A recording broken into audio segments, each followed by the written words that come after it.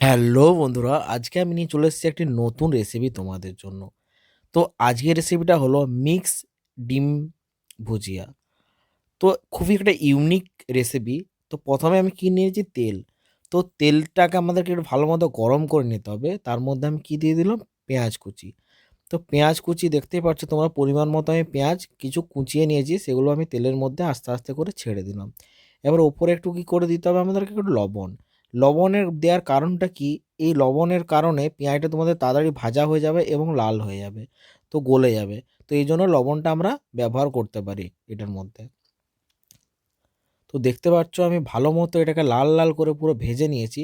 তো লাল লাল করে ভেজে নেওয়ার পরে যেসব আমরা বাকি আরও অনেকগুলো জিনিস আছে যেগুলো আমরা এর মধ্যে অ্যাড করতে পারি।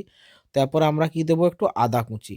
তো আদাগুলোকে আমরা একটু ছিলে নিয়েছিলাম, সেই ছিলের মধ্যে তো সেই ছিলাগুলো আমরা এর মধ্যে দিয়ে দিলাম, টুকরা টুকরা করা ছিল সেগুলো আমরা এটার মধ্যে দিয়ে দিলাম। তো এগুলোকে কী করতে হবে, ভালো করে ফ্রাই করে নিতে হবে, যেমন আমরা হালকা হালকা তেলের মধ্যে একটু ভেজে নিতে হবে। তো মোটামুটি দেখতেই পাচ্ছ আমাদের ভাজা কমপ্লিট, পেঁয়াজটা পুরো রেডি হয়ে গেছে। এরপরে আমরা এর উপরে কী দিয়ে দিলাম, কিছু টমেটো কুচি। তো টমেটোগুলো দেওয়ার পরে ভালো করে এটাকে নেড়ে নিতে হবে, যা টমেটোগুলো একটু পরিমাণে হালকা নরম হয়ে যায়, গলে যায়।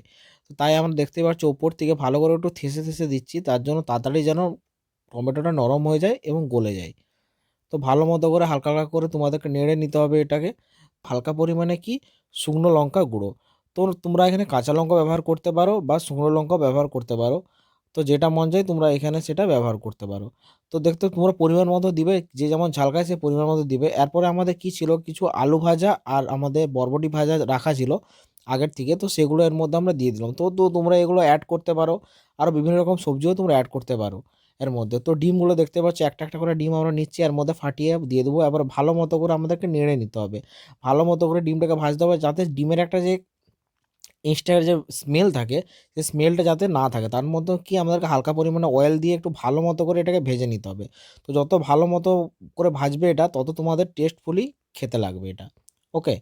তো দেখতেই পাচ্ছ পুরো ডিমটা আমাদের একদম ঝুরঝুরা করে লাল লাল করে পুরো ভাজা হয়ে গেছে। এভাবে তোমাদেরকে লাল লাল করে পুরো ভাজা করে নিতে হবে। আর আমাদের পুরো ডিমের যে মিক্স ভুজিয়াটা, সেটা আমাদের পুরো দেখতেই পাচ্ছ রেডি হয়ে গেছে। এরপরে এটা আমরা নামিয়ে নেব। এরপরে তোমরা যেমন খুশি করে নামাতে পারো এটা, ঠিক আছে? এবং যেটার সাথে তোমরা ট্রাই করতে পারো, কিন্তু মিক্স ভুজিয়ার সাথে তোমাদেরকে বেশিরভাগ যেটা ফেভারিট সেটা হচ্ছে রুটি। তো আমিও রুটি দিয়ে দেখতেই পাচ্ছ ট্রাই করে নিলাম। তো ভিডিওটা কেমন লেগে থাকে জানিও, লাইক শেয়ার সাবস্ক্রাইব করে দিও চ্যানেলটা। ওকে বন্ধুরা, নিউ নিউ আমি রেসিপি আবার তোমাদের জন্য নিয়ে আসবো।